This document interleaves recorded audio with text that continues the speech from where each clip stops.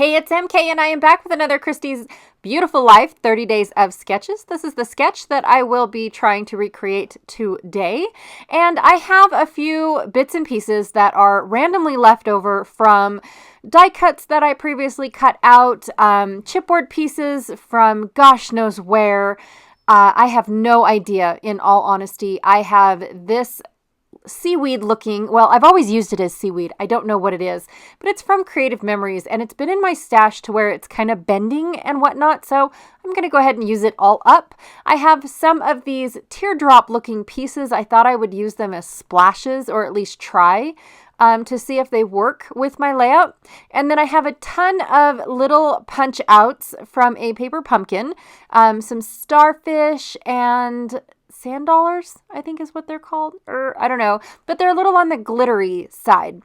So they're iridescent glitter, which I think adds a really cool touch. And then tons of cut aparts from Paper Rose collection that I am not entirely sure what collection this was.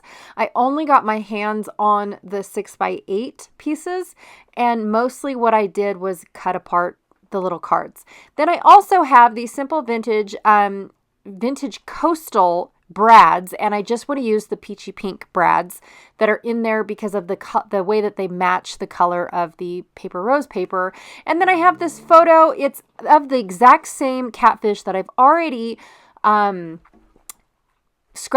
but this one was from my husband's phone. And then I have this awesome roll of that mesh ribbon that was gifted to me by Kim Parsons. I have to say thank you so very, very much.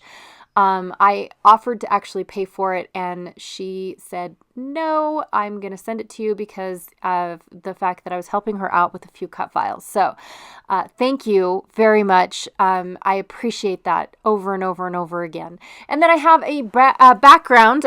Sorry, I've talked so much. I'm very grateful. So grateful, you guys. And I have this extra background. It's not extra. It was another background that I created during my mixed media class. And I'm just going to use the cheesecloth side. So basically what I did was I took some cheesecloth, glued it to the page, and then took my favoriteest watercolor markers in the whole wide world and actually went across the top and then used water to spray them down across the cheesecake to get that variegated color going on with the watercolor markers. So I just went ahead and I ripped off that bit of cheesecloth, and then I used the back side, since it was kind of sort of still white, as my mat for my photo. And then I'm just going to put it down on the page. It's going to represent the little dots and things that are on the left side of the two photos that are supposed to be on my sketch. Now the sketch, or my layout, is not going to have a title because it's basically a companion page for another page that I already did of the exact same fish, except that this was the one that my husband sent to us. And basically we went over there after we received the photo, so like he sent us this photo and then it's like, hey kids, you want to go see the big fish Dad caught? And then we went over there, and then the other photo was the one that I took with my cell phone. So I don't know how the fish got misplaced, so that way they didn't end up on the exact same layout. I'm not entirely sure how that happened, but it happens. Normally I'm a lot more organized than that.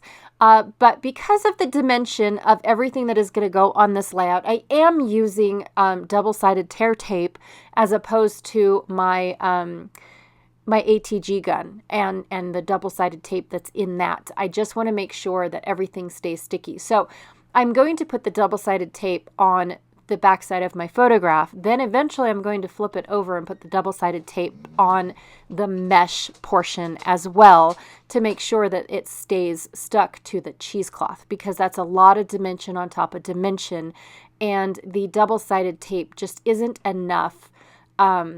It just isn't grippy enough. So I'm going to take this seaweed looking thing. I have no idea, honestly, what it really even is or what package it came from.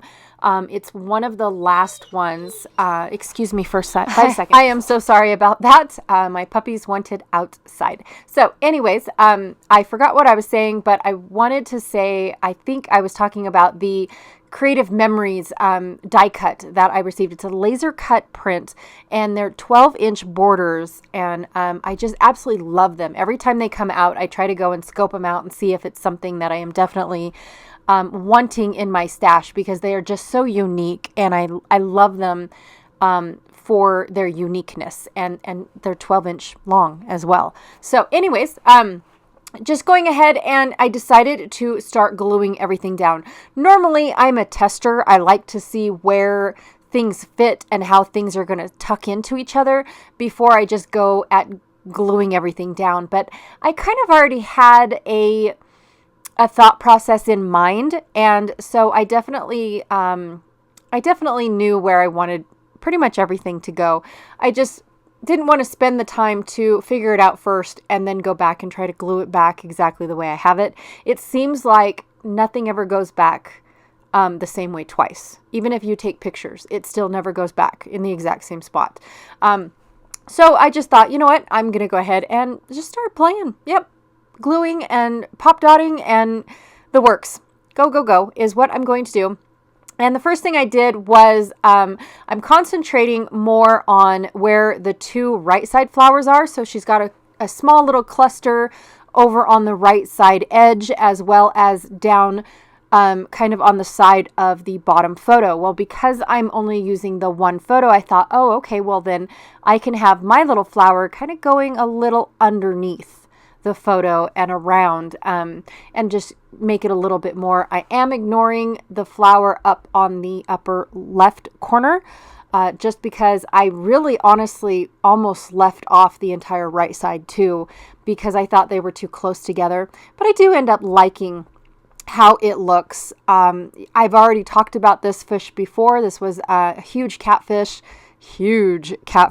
that my husband caught, and we actually took it home from the dam that is at our little reservoir that we have a couple miles away from it's south of where we live. And so it is just so fun, and it's such a rush because that dam has got to be going 100 miles an hour. It is so fast, but it's the best place for fly fishing. Now my husband wasn't fly fishing when he caught this, but if you get there early enough, all of the catfish are sleeping right around the rocks where this, where we are standing.